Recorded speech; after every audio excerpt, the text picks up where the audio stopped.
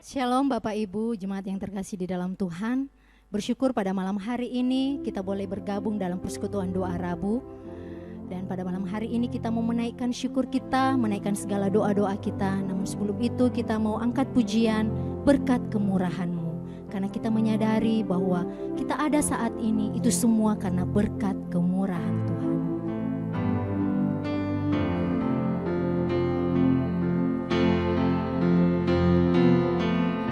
Hiasi kehidupanku dengan kemurahan-Mu.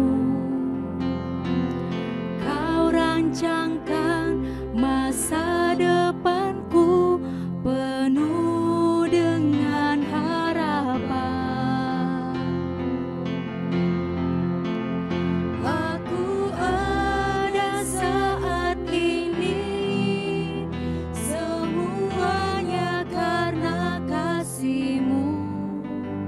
aku hidup hari ini, semua berkat kemurahan-Mu. Terima kasih Yesus, Engkau sangat baik, teramat baik bagiku.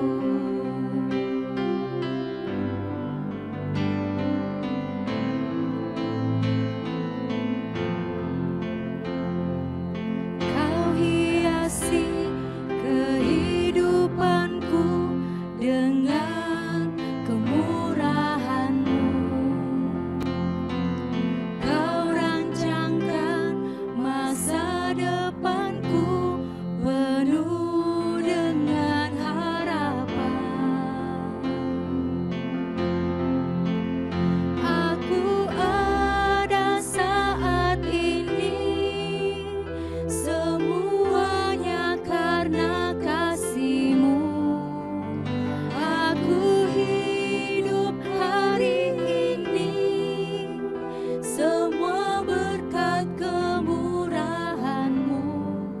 Terima kasih Yesus, Engkau sangat baik, teramat baik bagiku. Terima kasih Yesus. Terima kasih Yesus, Engkau sangat baik, teramat baik bagiku. Mari kita berdoa. Segala puji syukur kami naikkan ke hadirat-Mu ya Tuhan. Terima kasih untuk pada malam hari ini ya Tuhan, kami boleh bersama-sama bergabung dalam persekutuan doa Rabu. Dan ya Tuhan, kiranya Engkau memberkati persekutuan kami dari awal hingga berakhirnya ya Tuhan. Biarlah boleh jadi seturut dengan kehendak Tuhan. Dan sebentar lagi kami akan mendengarkan firman-Mu, berkati hamba-Mu yang akan memberitakan firman-Nya ya Tuhan. Dalam nama Tuhan Yesus kami berdoa, kami bersyukur. Amin. Mari kita angkat pujian Roh-Mu yang hidup. Roh-Mu yang hidup yang akan mengantarkan kita dalam mempersiapkan firman Tuhan. Biarlah kita boleh membuka hati kita, boleh merasakan jamahan Tuhan.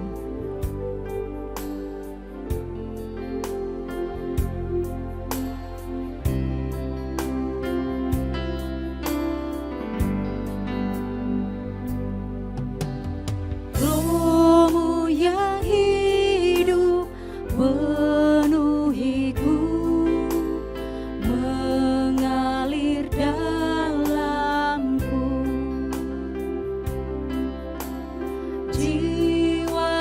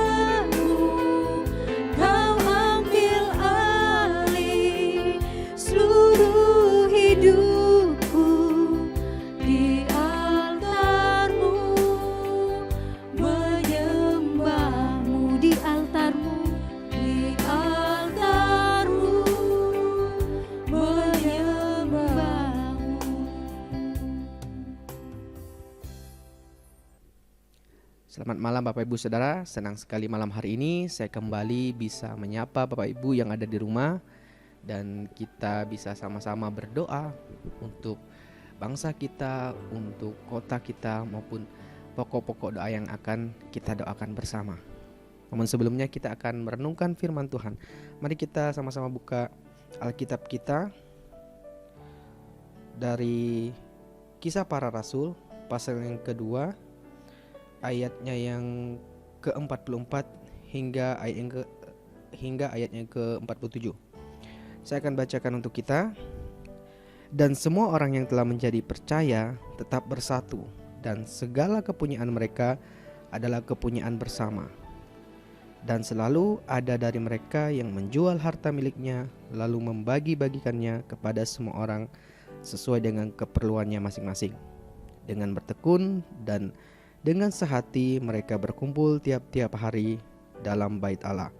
Mereka memecahkan roti di rumah masing-masing secara bergilir dan makan bersama-sama dengan gembira dan dengan tulus hati sambil memuji Allah, dan mereka disukai semua orang, dan tiap-tiap hari Tuhan menambahkan jumlah mereka dengan orang yang diselamatkan.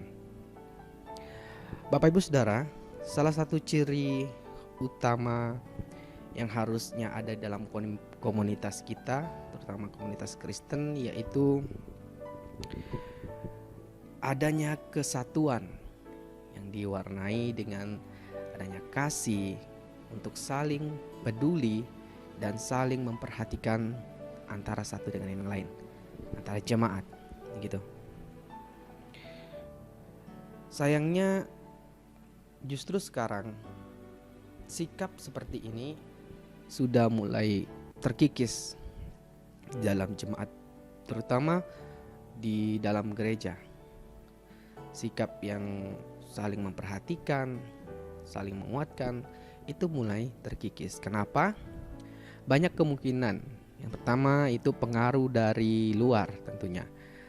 Kita tidak heran sekarang zaman modern ini menuntut kita untuk lebih kompetitif, terutama dalam dunia pekerjaan ya. Jadi kita dituntut untuk kompetitif, untuk meningkatkan mutu dari kita secara pribadi. Nah, hal seperti itu yang membuat kita sekarang lebih individu, bersikap lebih individual gitu ya. Jadi sudah tidak mempedulikan orang lain, lebih mementingkan diri kita sendiri. Bahkan di antara keluarga, teman-teman, itu bisa terjadi konflik karena adanya perselisihan, karena ingin bersaing gitu, dalam pekerjaan. Nah, itu hal-hal yang terjadi sekarang ini. Walaupun mengalami banyak tekanan dari luar, banyak yang ingin menghancurkan gereja, menghancurkan kesatuan dalam gereja. Namun kita bersyukur bahwa sejak dulu kesatuan di dalam gereja itu sudah ada, sudah terbentuk sejak dulu, sejak jemaat mula-mula. Bapak Ibu Saudara pernah baca di Kisah Rasul tentang bagaimana Rasul Petrus berkhotbah dan banyak orang yang memberi diri untuk dibaptis dan menjadi pengikut Kristus. Nah, dari sinilah awal mula komunitas-komunitas ini terbentuk. Komunitas yang saling menolong, saling menguatkan, dan saling mendoakan. Dan bukan hanya itu saja, mereka juga bertekun di dalam pengajaran para rasul-rasul. Karena sebagian besar dari orang-orang yang baru bertobat ini, mereka itu berasal dari luar Yerusalem, jadi persediaan makanan mereka terbatas. Jadi orang-orang yang ada di Yerusalem atau jemaat yang ada di Yerusalem yang menyediakan makanan dan minuman untuk mereka. Kebersamaan seperti ini yang berkenan kepada Tuhan, sehingga banyak mujizat yang terjadi di dalam jemaat mula-mula ini, yang meneguhkan pelayanan para rasul. Di zaman sekarang kita juga melihat bahwa gereja juga melakukan hal yang sama. Di dalam program gereja pasti ada namanya kalau di gereja sini retreat atau ibadah padang. Nah, ibadah padang atau retreat itu bukan hanya sekedar kita datang makan saja, bukan. Tujuannya sebenarnya adalah itu adalah waktu di mana kita bisa melihat jemaat-jemaat yang lain. Kita bisa saling sharing, kita bisa saling mendoakan satu dengan yang lain, seperti yang dilakukan jemaat mula-mula. Namun ada juga yang menentang program ini. Mereka mengatakan bahwa ini hanya membuang uang jemaat, menyanyiakan uang jemaat. Menurut saya, kalau masih setahun sekali ya gak apa-apa, gak masalah sih. Nah, berhubung sekarang karena corona, ya kita gak bisa berkumpul-kumpul seperti ini. Tapi kesatuan itu kita bisa jalin sekarang lewat HP. Kita bisa saling mendoakan, saling tanya kabar gimana dengan jemaat-jemaat kita atau dengan orang-orang yang ada di sekitar kita. Pada akhirnya Bapak Ibu, maukah setiap kita dipakai Roh Kudus untuk menyatukan orang-orang untuk datang kepada Kristus? Maukah kita menjadi pelayan, menjadi alat Tuhan untuk menyampaikan kabar baik itu, menyampaikan kabar keselamatan kepada setiap orang, sehingga kesatuan yang kita miliki sekarang tetap terjaga. Tuhan, kami bersyukur untuk firman Tuhan malam ini yang datang mengingatkan kami untuk selalu menjaga kesatuan di antara kami, supaya kami tidak mudah digoyahkan oleh tekanan-tekanan dari luar. Tuhan, hamba-Mu berdoa untuk jemaat di tempat ini, jemaat GKY Palopo. Tuhan terus menjaga kesatuan di antara setiap jemaat yang ada di tempat ini, sehingga gereja ini menjadi berkat dan bisa bertumbuh di dalam iman mereka. Terima kasih Tuhan, terima kasih Yesus. Inilah doa kami, hanya di dalam nama Tuhan Yesus kami berdoa. Amin. Bapak Ibu Saudara, ini merupakan sharing doa Rabu terakhir saya, dan akhir bulan ini saya akan kembali ke Kalimantan. Senang sekali bisa melayani bersama Bapak Ibu Saudara di tempat ini.